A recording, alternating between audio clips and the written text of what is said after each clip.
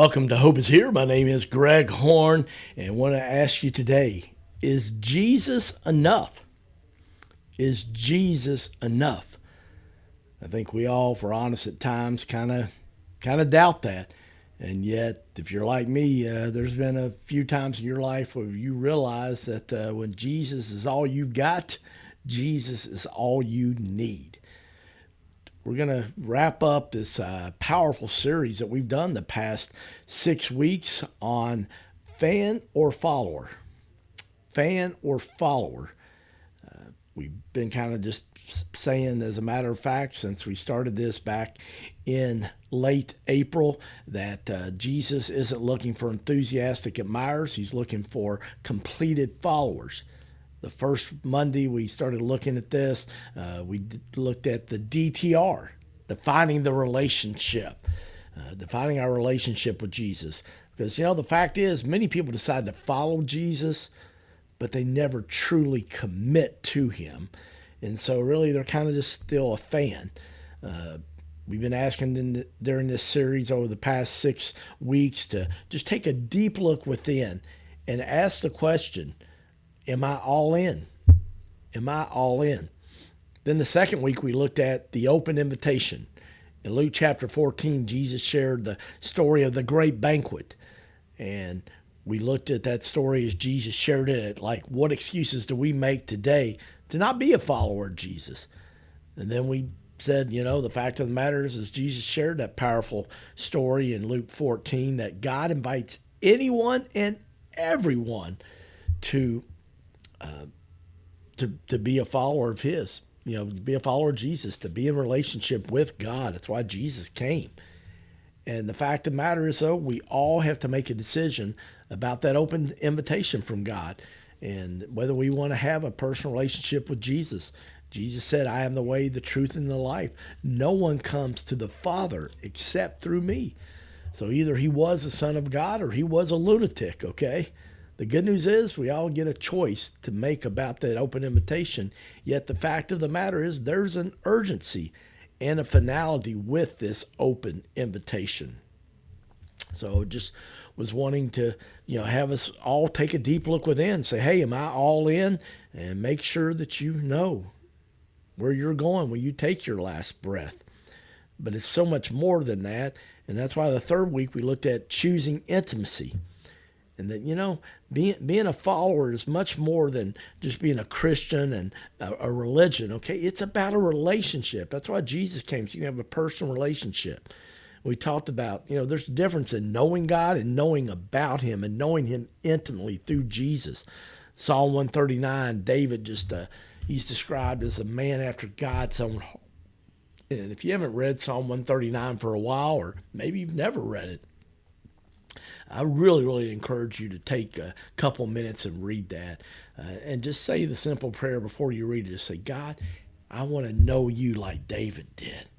And man, it's a beautiful thing. And we also looked at barriers to intimacy. And we said, intimacy with Jesus, it's not just a one-time decision, but it's a daily choice to walk with Jesus, to listen to Jesus, and to prioritize Jesus. Oh, friends, we said, hey, if you want to know what your priorities are, two simple ways. Look at your checkbook and your calendar. Where you spend your money, where you spend your time. And the fourth week, we looked at the comfortable cross. How, unfortunately, man, a lot of times, at Easter, we're focused on just the unbelievable sacrifice, the greatest act of love this world's ever known, when God's one and only Son, Jesus, willingly laid his life down for you and for me.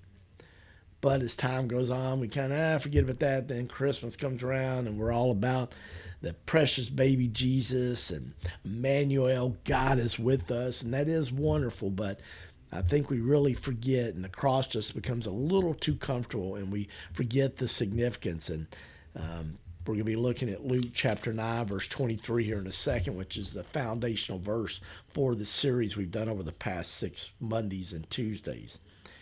And then last week we looked at more than rules.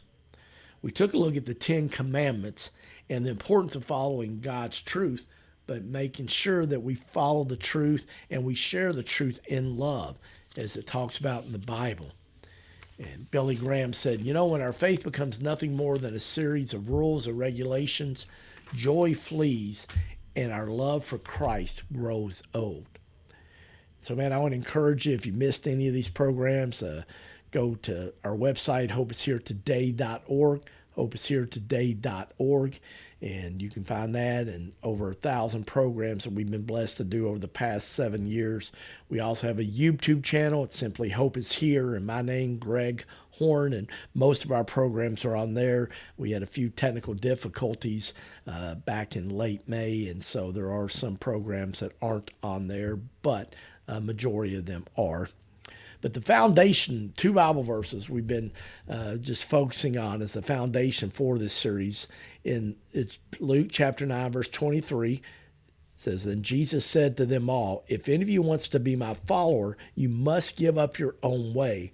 Take up your cross daily and follow me. And then John chapter 3, verse 30, a simple, short verse, but a powerful verse. Jesus must increase and I must decrease. And I want to encourage you maybe to write those down and just, ask God to help you die to self on a daily basis. When we started this series, we talked about a scene in John chapter 6. Crowds were traveling with Jesus. By now, he's at the height of his popularity. One day, he's teaching over 5,000 people, it tells us in John 6. Which unfortunately then they just counted the men, but with women and children, there were probably in excess of 15,000 people. And as it got there to, almost dinner time, people were hungry, and Jesus asked the disciples, what we could do for food. And they're like, man, are you kidding me? How are we going to feed all these people? And then all of a sudden, Andrew, who was scanning the crowd, told Jesus about a boy that in the crowd who had 5 loaves of bread and 2 small fish. And so Jesus told him to bring the little boy to him. Jesus blessed those 5 loaves of bread, small loaves of bread, and 2 small fish. And of course, it's just an amazing story there in John 6 as Jesus fed all 15,000. And, we always know that Jesus always shows up in our life and situations, but sometimes he shows out. And, he showed out this day as after people had plenty of time to eat, he told the disciples to, hey, take up the leftovers. And it winds up they took 12 baskets full of leftovers. And, this is just my humble opinion. It felt like, as I've read that story numerous times, but as I read that recently, earlier this year, I just felt like God said, there's 12 baskets because there was 12 disciples. And he wanted each one of those guys to never forget this moment. And, each one of them had a basket of the leftovers of what Jesus used with 5 small loaves of bread and 2 small fish and fed 5,000 people. Not only did he provide enough for that meal, he had provided the leftovers. And I want to remind you today, friends, that God is more than enough for you. He is more than enough for you. But after that dinner, the crowd decides to camp out for the night so they can be with Jesus the next day.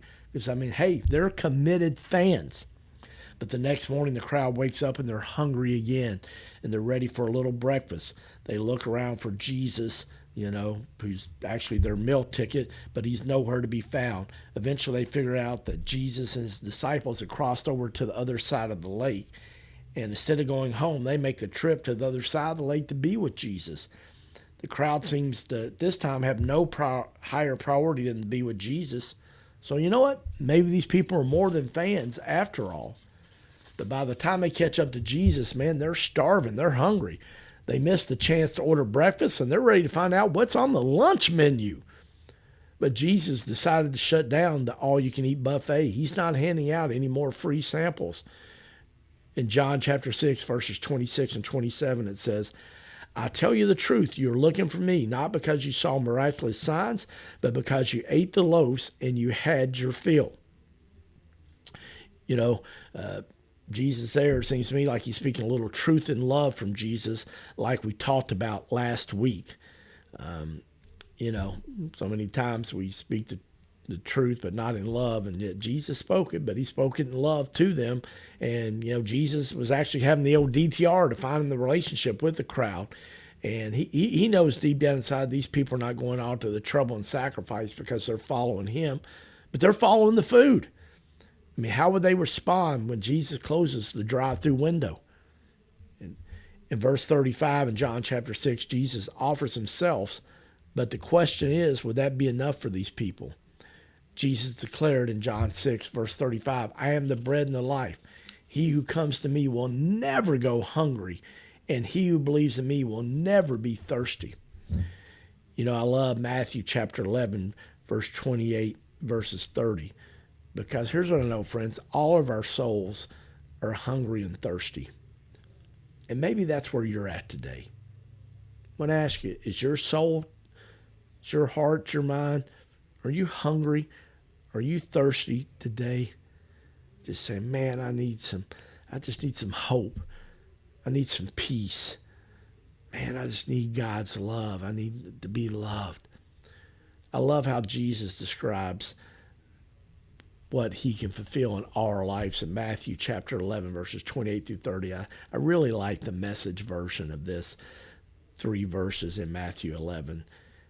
Verse 28, it says, Jesus said, are you tired? Are you worn out? Are you burned out on religion?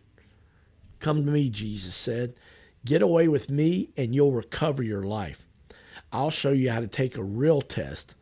Walk with me and work with me. Watch how I do it. Learn the unforced rhythms of grace. I won't lay anything heavy or ill-fitting on you. Keep company with me and you'll learn to live freely and lightly.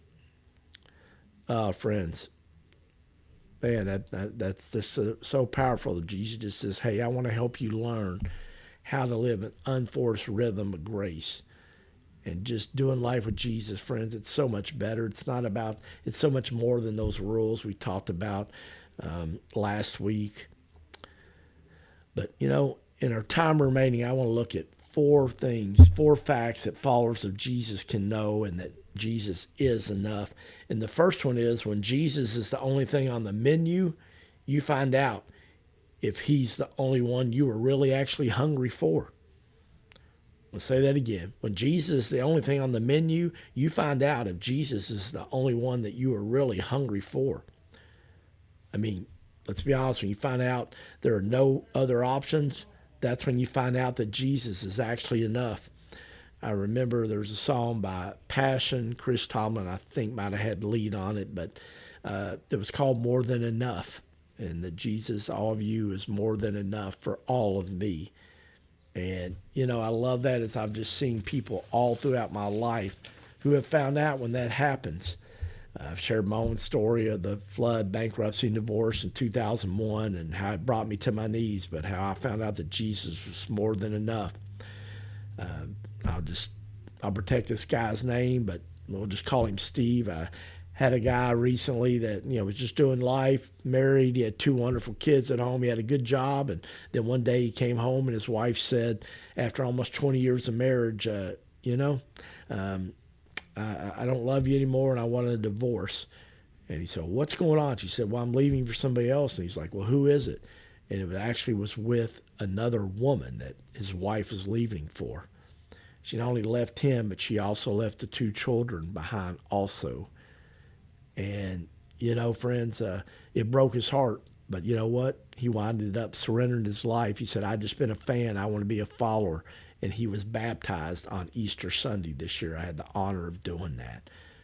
So unfortunately, we're out of time, but we hope you'll join us again tomorrow as we'll continue looking at, is Jesus enough on Hope is Here.